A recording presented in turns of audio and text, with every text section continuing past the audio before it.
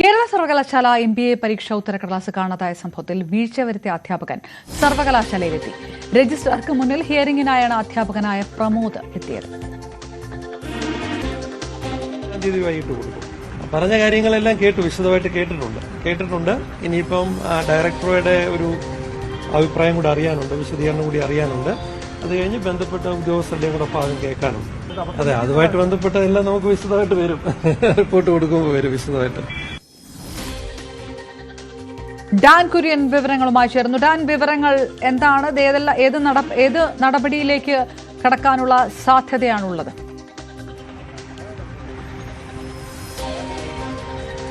അപർണ, കേരള സർവകലാശാല registrar KS അനിൽകുമാറിന് മുൻപാകെയാണ് ഈ വീഴ്ച വരുത്തിയ അധ്യാപകൻ പ്രമോദ് രാവിലെ ഹിയറിംഗിന് വേണ്ടി എത്തിയത്. നേരത്തെ തന്നെ സർവകലാശാല ആസ്ഥാനത്ത് നിന്ന് ഈ അധ്യാപകന് രജിസ്ട്രാർക്ക് മുൻപാകെ ഹിയറിംഗിനെത്താനുള്ള നിർദ്ദേശം നൽകിയിരുന്നു.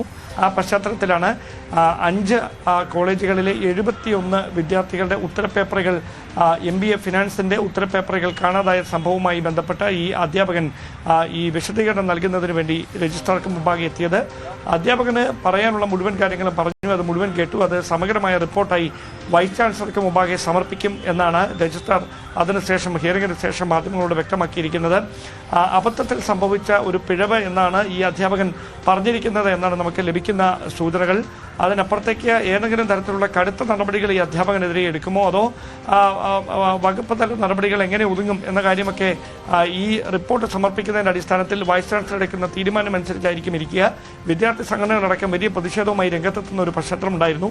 അല്പസമയത്തിനകം ഈ ഹിയറിംഗിന് ശേഷം അധ്യാപകൻ പ്രമോദ് പുറത്തേക്കെത്തും, ഒരുപക്ഷെ മാധ്യമങ്ങളോട് പ്രതികരിച്ചേക്കുമെന്നാണ് കരുതുന്നത്.